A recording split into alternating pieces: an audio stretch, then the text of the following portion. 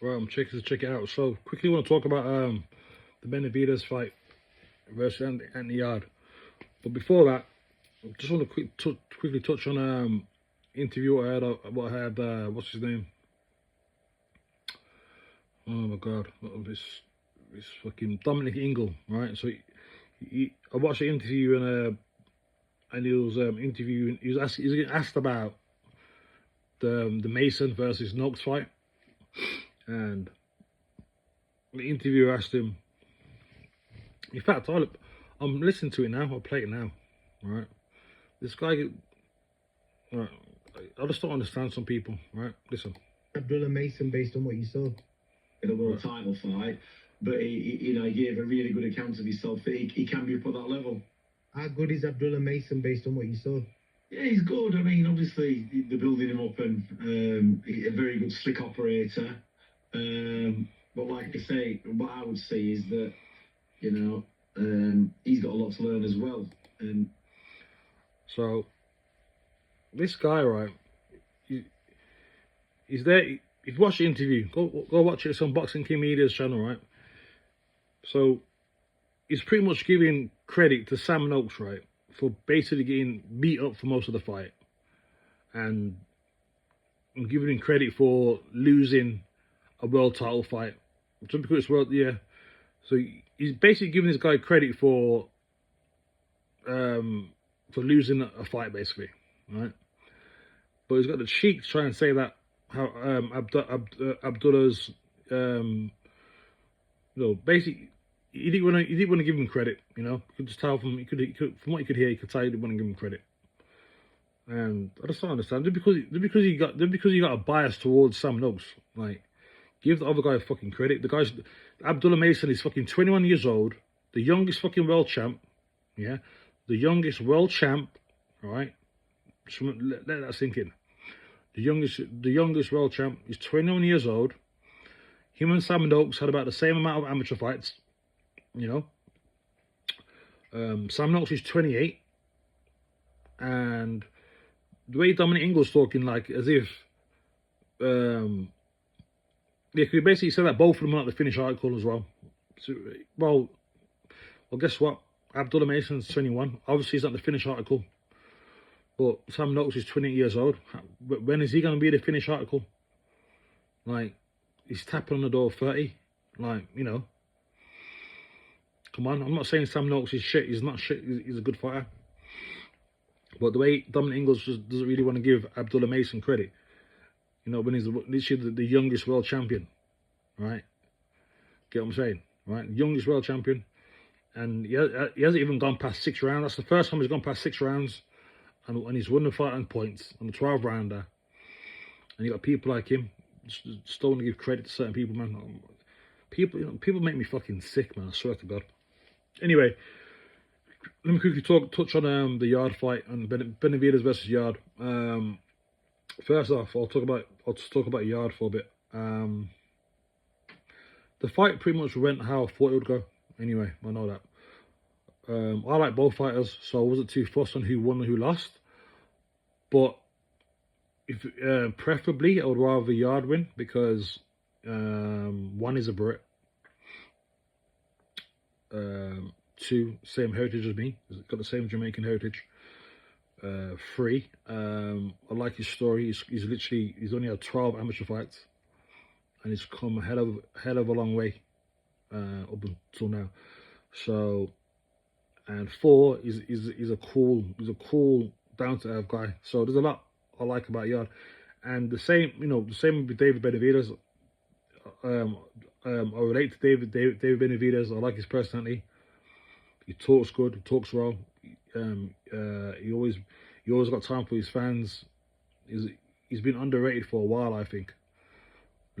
He's to me, I'll put him in Hall of Fame already. I like everything about David Benavidez and what he represents.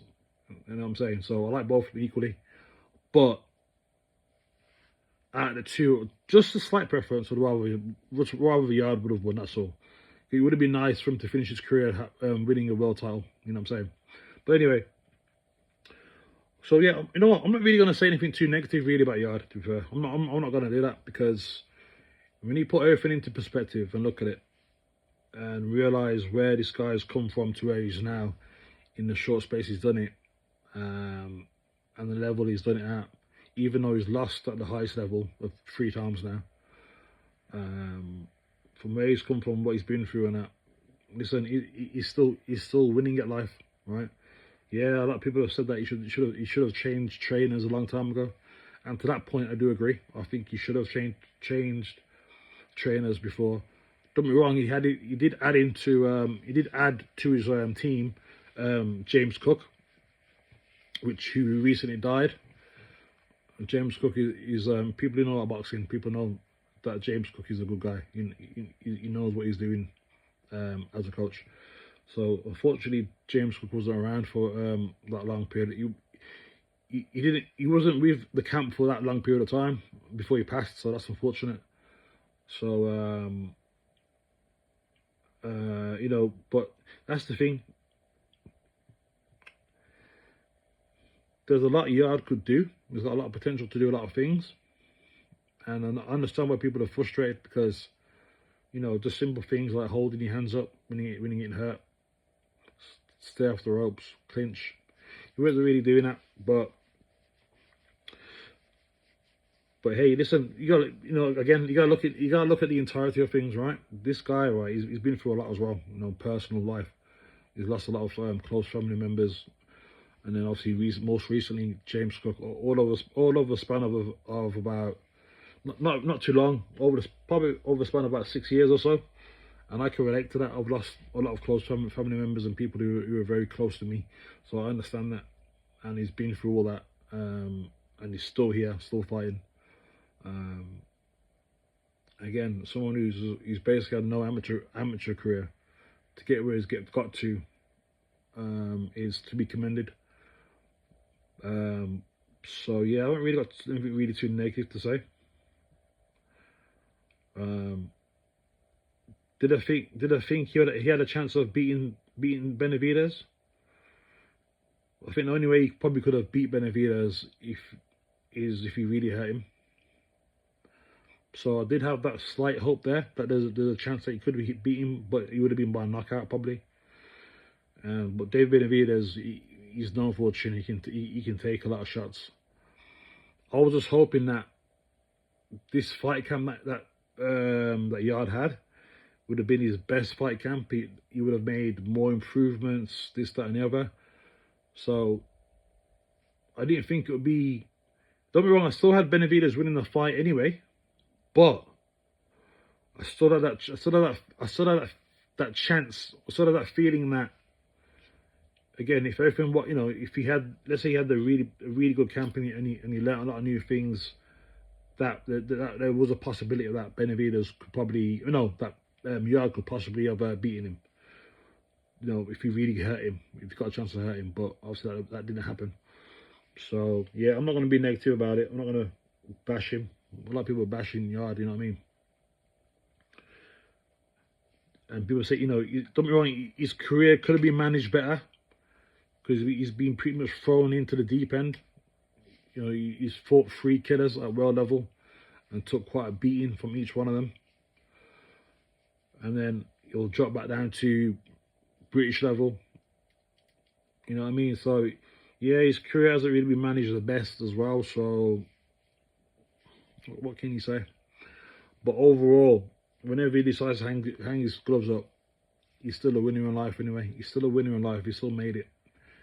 He still got to places he never would have dreamt of getting to beforehand. So let's talk about BENAVIDEZ then. The hand speed that BENAVIDEZ showed in this fight was crazy. Now, I've always known about BENAVIDEZ. He's been one of my favourite fighters for many years. But his hand speed at this weight now is still there. So that's the only thing that will probably concern me, him moving up to 175. I was thinking, is he still going to have the hand speed when he was at 168? Still got it. This guy is a fucking dangerous guy, bro. And it's unfortunate that, well, it's mainly more Well, he's got a lot. There's a lot of haters out there for Benavidez. I don't understand why. I don't get it. I think most of the haters are mainly Canelo fans because they're just shit scared of that. They were always shit scared of what he would do to Canelo, and we can see why Canelo avoided Benavidez for all these years. Okay, we've seen it. He would have got tore apart, right? Just think about it. Just think of the people who Benavidez has fucked up, right? He's fucked up boxers like Demetrius Andrade, who's one hell of a sick boxer. Caleb Plant, another sick boxer who's got good power. He's had who else notable wins. He beat Vodstick, who was a career 175 pounder. He was a former world title holder himself. He gave Better B a run for his money a few years ago. He came in and beat him up. All right, this guy has been the way he deals with every style of fight. He's seen it all. So you got to look at these styles. You got to look at these styles that he's managed to beat up and beat up bad. All right, and then look at Canelo. Canelo he's a sitting duck. Think about it. Crawford made Canelo look silly, and Crawford's older than Canelo, and he's also the smaller man, right? And like I said, Canelo is a sitting duck. He's not athletic, right? His upper body movement is not as it was before. That would be a hot. He would be. I think if Benavidez fought Canelo, whether it was a year ago, 2 years ago, now, he would have beat him up so bad. I don't think Canelo would have fought again after that. I'm telling you. You got to understand what's going on. Benavidez is beating up a lot of these slick boxers who've got good movement. Yeah. He beat up fucking David Moran, big ass David Moran, who's super athletic. David Moran is powerful as well. So if he's look at all these attributes these other fighters have got, yeah, compared to Canelo. Just think about it. It'll be a massacre. It'll be a complete massacre if Benavidez fought Canelo. I mean, Canelo knows that himself. But yeah, Benavidez, man, he's just getting better and better and better.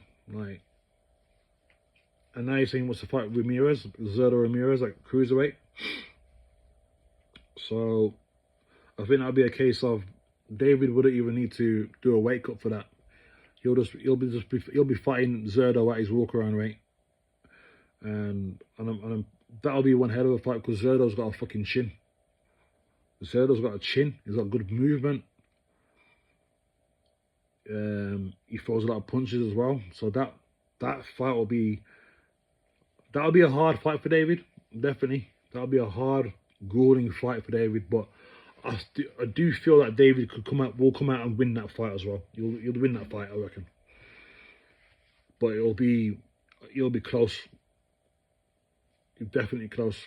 I'm not too sure if he'll be able to knock out Zerdo. Not too sure about that. But all the people who are at 175 at the minute ain't got nothing on Benavidez right now. Ain't got nothing on him. He'll tear apart anybody in the 175 division right now. I think the only person who might give Benavidez a little bit of trouble. I was thinking maybe Bivol. I think Bivol might give him a little bit of trouble in terms of